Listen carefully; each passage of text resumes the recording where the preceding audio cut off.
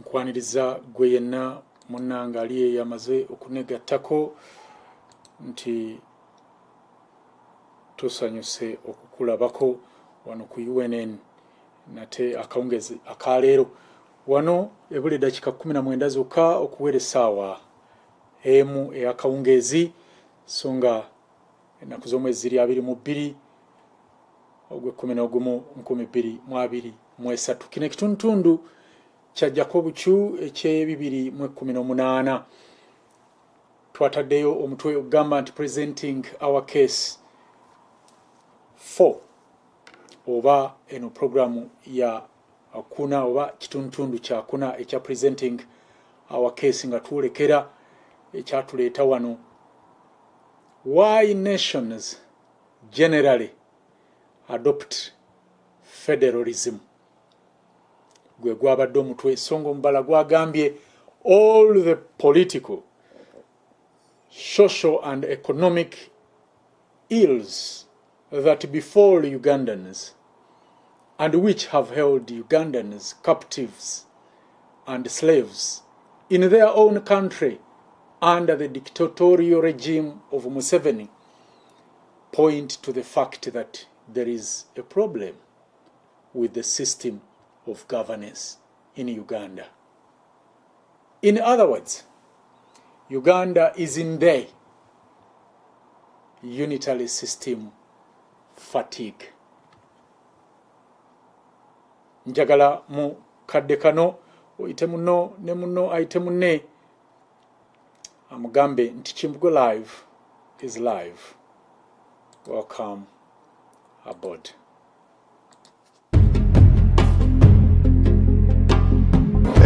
Over 85% of Ugandans supported the federal system of governance.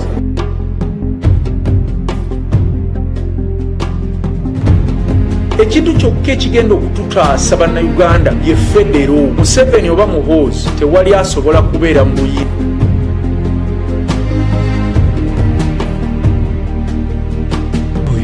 Museveni yennyini Museveni ayagala kutta era kye namugambye wano nti mwagala okutta famire yange. Nabwo kityo nkugamba nti abagezi tuli bangi nnyo tubulako atukuŋŋaanyiza awamu kulw'eggwanga Uganda okusobola okusituka n'okuba nti limirirawo ku lwalyo mu ntegeera. If you hear a Muganda talk fenga Baganda, you know he's an enemy of Baganda. Number one, we shall crush those enemies as we have done in the past.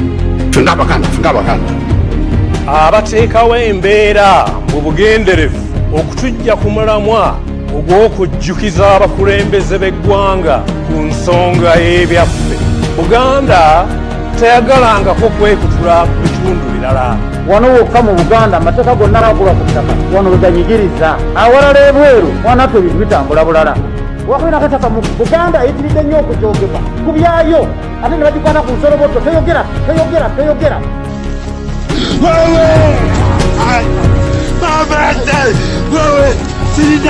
Sirina, njakushono.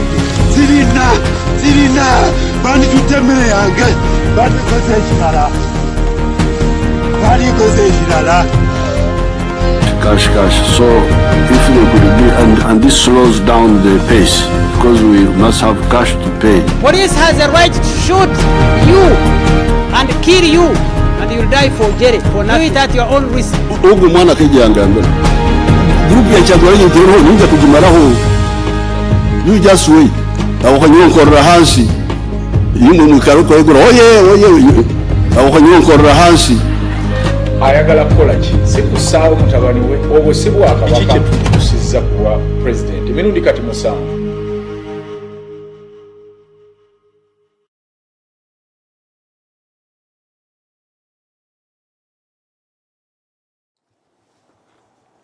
Okay, kituufu ndowooza ebigambo ebyo n'ekibuuzo naddala ekisembayo tewali kubennanya eyo walabika mu kulonda teri eggezi tulina okuba nga tulinoonya awalala. Njagala ku kiseera kino osobole okugabana obutereevu puroguramu eno ne banno at least bana bo wali agadde okulaba nabo so that ate tubeeranga tweyongerayo kuba twagamba nti at least funa boolaba nabo bana era program bwetandika obaweereze nga yeggwe owokutaano owulidde so buli muntu yenna bw'aba akoze ekyo olwo oyongedde ettoffaali ku revolution eyaddala kubanga revolution zirabika za bika bingi mu Uganda eriyo abalwana ez'abantu individuals okuba obulungi ate nebaayo n'abaagala ez'eggwanga kakati abaagala ey'eggwanga lyonna okutwalira awamu mmwe be tusinga okwetaaga then abaagala okulwana ez'abantu sekinoomu nabo bagende mu maaso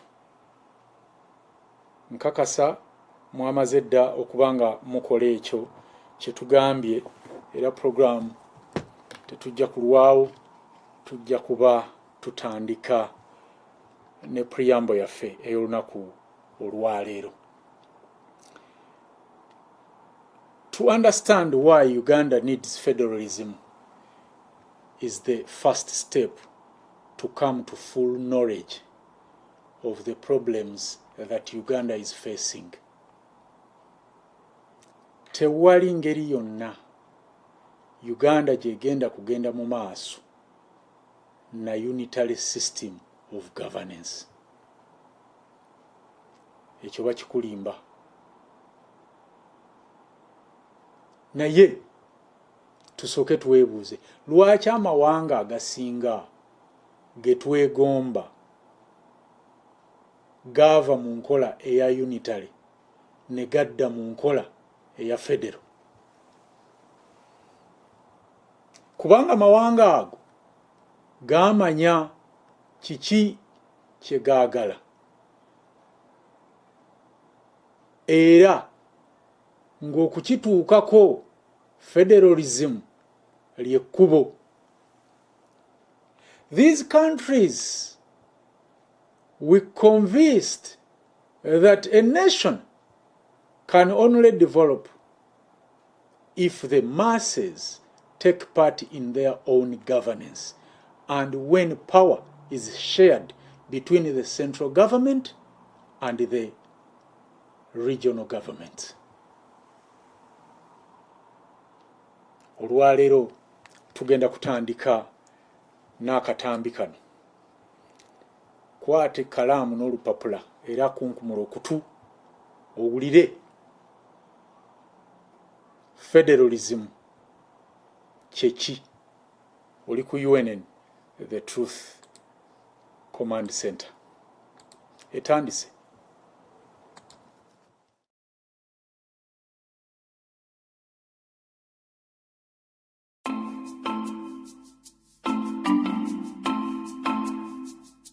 Countries come in all shapes and sizes. They are made up of many different types of people from many different backgrounds. How do we ensure that all these diverse people get sufficient political representation? One solution is a political system called federalism. Only 30 of the world's 195 countries are federations. Yet, together these 30 countries represent 40% of the world's population. In other words, almost half the world's people are governed under a federal political system. But what exactly is federalism?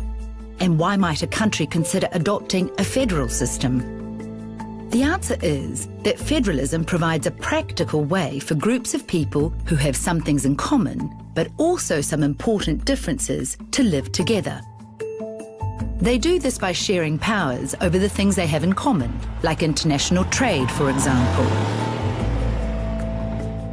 At the same time, these groups maintain some level of self-rule over those things that concern their own interests. For example, education, primary health care, and broadcasting.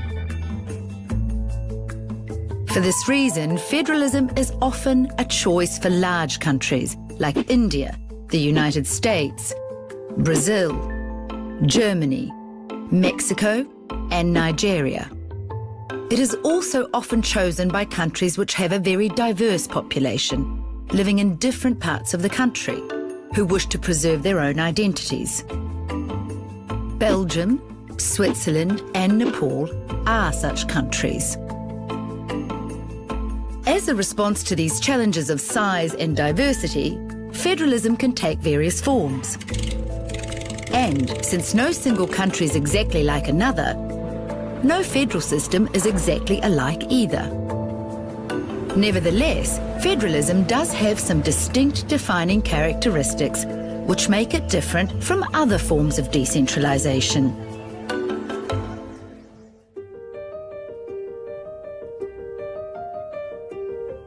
The first characteristic is that the federal systems have at least two levels of government. There is a central level of government, also sometimes known as the federal or union level, which governs the entire country in relation to issues of importance to everyone. This usually means matters like defence, the armed forces, foreign policy, trade, citizenship, macroeconomic policy, and national infrastructure like ports and airports. The second level of government operates in the states, regions, provinces, or other entities into which the country is divided. Each of these has control over certain types of policy and legislation, usually of immediate relevance to its own people. This often includes delivery of services such as roads and public health services, and issues of cultural significance, like education and broadcasting.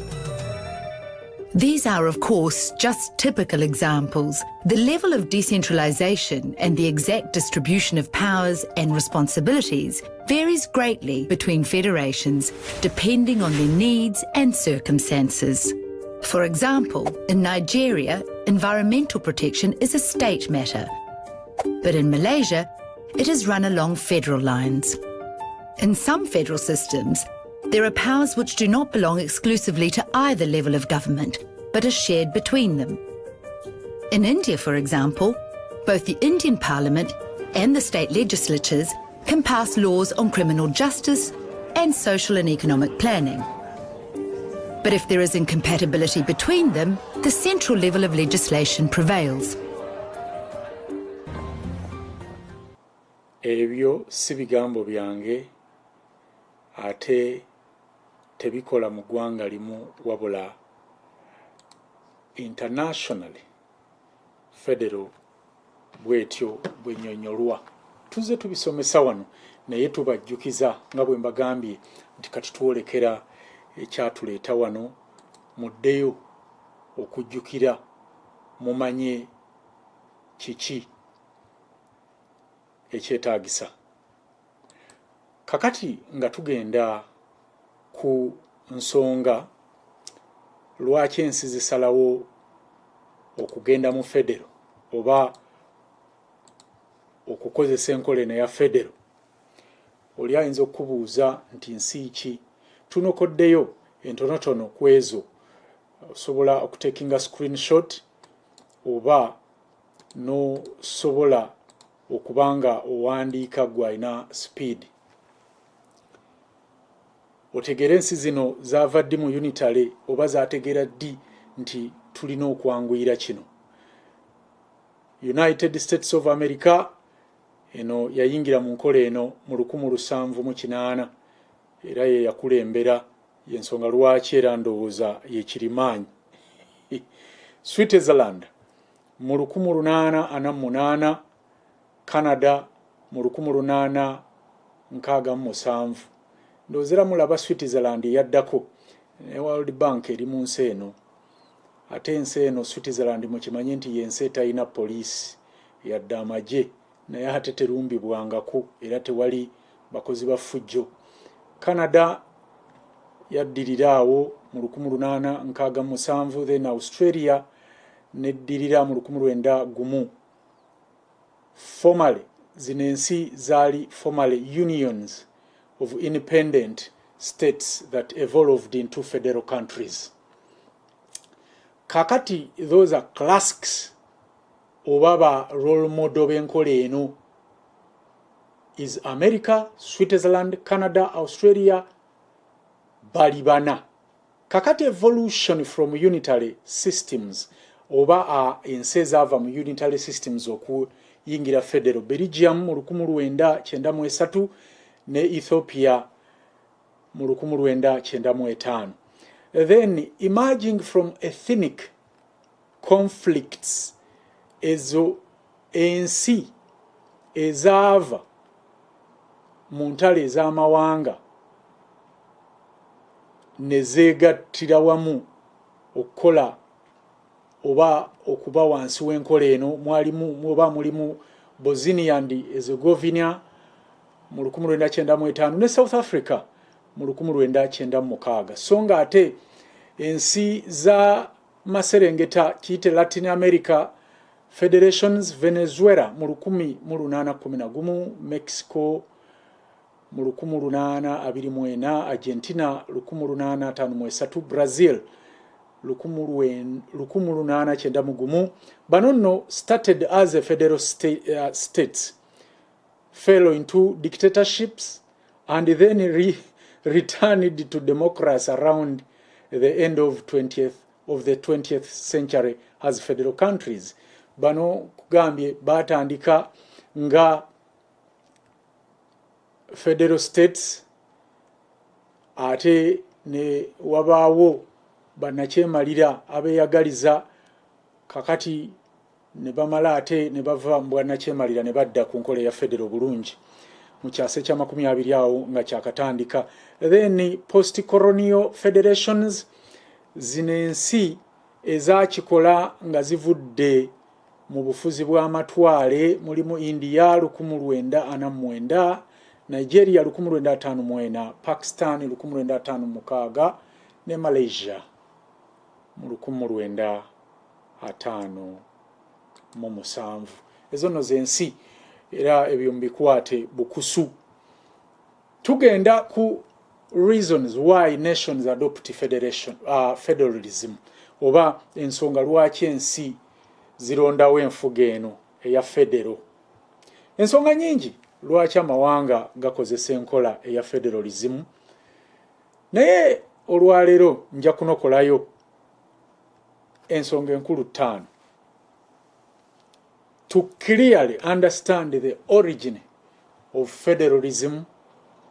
It's important for us to look at these 5 major reasons as to why nations decide to adopt federalism. Wuliriza bulungi. Ensonga esooka.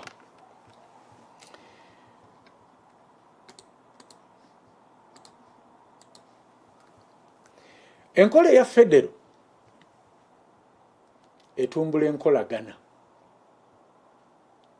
n'enkwatagana entuufu mu mawanga, naddala ng'eggwanga lirimu amawanga ag'enjawulo, ennimi ez'enjawulo, eddiini ez'enjawulo era n'obuwangwa obw'enjawulo nga bw'olaba Uganda. So, federalism promotes peaceful coexistence. Federalism creates national cohesion and harmony wherever a country has a substantial degree of linguistic, religious, ethnic, or cultural diversity existence or existing. Federalism ensures unity in diversity. Kati amawanga nga Uganda ndowooza buno bwe budde okwettanira enkola eno, kubanga Uganda kati erimu amawanga tribes agasobeyo mu 6 agasangibwa mu bitundu ebyenjawulo. This is evident in Uganda, where we have over 63 tribes confined in different regions with diverse cultures and religious. Ensonga eyokubiri, enkola ya federalism ya nkizo nnyo mu kuteekawo enkolagana ennungi ate ey'omuggundu wakati wa federal government n'ebitundu ebikkiriza okuwaayo obwetwaze bwabyo okusobola okutumbula ebyenfuna ate n'obutebenkevu mu ggwanga okutwalira awamu. First, federalism is ideal for creating a more permanent kind of alliance between smaller regions where each agrees to sacrifice their sovereignty for the benefits of security and economic success under the union. Kati ebitundu ne bibeera nga birina independence ne autonomy yabyo. Federalism grants each unit some defined elements of independence and autonomy until the regions find solidarity with the union. Olwo nga bisobola okwekolera ku nsonga zaabyo. Ensonga eyokusatu, ekirala, federalism era eyamba okukomya obutakwatagana wakati w'ebitundu, ntegeeza regions oba states, era n'okufunira minority groups ezandibadde zitafiibwako mu unitary okuzifunira obwogerero. Second, federalism is ideal for ending regional strife and conflict due to perceived abuse as minorities, simply by reorganizing the nation a federation. N'ensonga eyokuna, enkola ya federo ewa omwagaanya eggwanga okuwulira nti ebintu ebikulu ebirina okusalibwawo olw'obulungi bw'eggwanga tebisalibwawo bantu ba lubatu. Olwo ne bifaanana ng'ebibakakiddwako oba ebikakiddwa ku bantu nga tebeeyagalidde. A federal system allows for the regions or states in the country to feel that not all major decisions are made and superimposed on them. Kati wano mu Uganda okugeza, Museveni yekakatika bwekakatisi ku bantu. Olw'abantu ab'olubatu abajja ekkomo ku bisanja, abajja ekkomo ku myaka. All signs clearly show that Uganda needs the federal system of governance. Actually, it is long overdue. N'ensonga ey'okutaano, enkola ya federo y'enkola esinga okubeera ennungi for checks and balances of the government power. Kati bw'olaba nga bannabyabufuzi mu Uganda obuyinza babukozesa nga bwe baagala, ensonga eri egi, system gye bakoleramu does not ensure checks and balances. a federal system is one of the best ways of checking governmental power. Era eno y'ensonga lwaki enguzi tejja kuggwa mu Uganda. Usually, when powers are divided among the levels of government, absolute power is not constrained within a single unity in the name of the central government.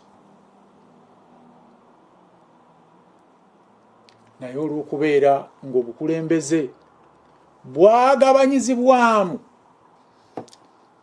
ng'era bwe tukiraba ku screen awo, buli gavumenti eri accountable ku gavumenti endala,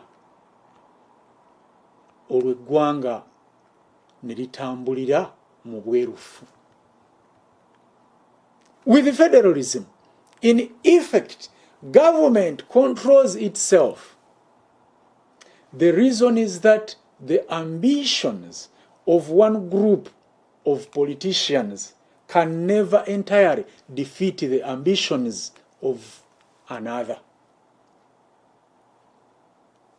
Undoubtedly, when the regional governments check the federal government and the federal government checks the regional governments, a proper balance may result. Federalism in Uganda will put an end to the governance of the savages. Savages will continue ruling Uganda if we don't embrace federalism. Politicians stole your future. You can get it back. Ekikuta obudde kiri buta. Akagombe k'enkomerero nkawulira katandise okuvuga. Mwebale ababaddewo, abatabaddewo mbagambe nti mbatumidde nnyera mbaagala nnyo. N'enkya lunaku oba mukyo bwe tuba tetulabise mujja tulaba olwokutaano. Njagala Omukama abakuume. Nze Kimbugwe.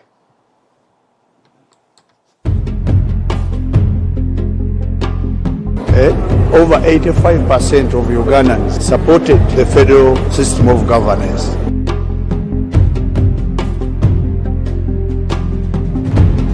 Ekintu kyokka ekigenda okututaasa bannayuganda ye federo. Museveni oba muhoozi tewali asobola kubeera mu buyi.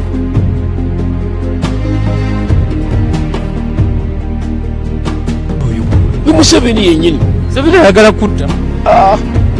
Era kye namugambye wano nti mwagala okutta famire yange. Nabwo kityo nkugamba nti abagezi tuli bangi nnyo, tubulako atukuŋŋaanyiza awamu ku lw'eggwanga Uganda okusobola okusituka n'okuba nti limirirawo ku lwalyo mu ntegeera. If you hear a Muganda talk fenga Baganda, you know he's an enemy of Baganda. Number one, we shall crush those enemies as we have done in the past. Fenga Baganda. Abateekawo embeera mu bugenderevu okutujja ku mulamwa ogw'okujjukiza abakulembeze b'eggwanga ku nsonga y'ebyaffe. Buganda teyagalangako kwekutula ku bitundu birala. Wano wokka mu Buganda amateeka gonna agakolwa ku ttaka wano we ganyigiriza. Awalala ebweru wanatwe ebintu bitambula bulala. Wakwina kataka mu Buganda eyitiridde nnyo okujoogebwa ku byayo ate ne bagikwata ku nsoloboto. Toyogera.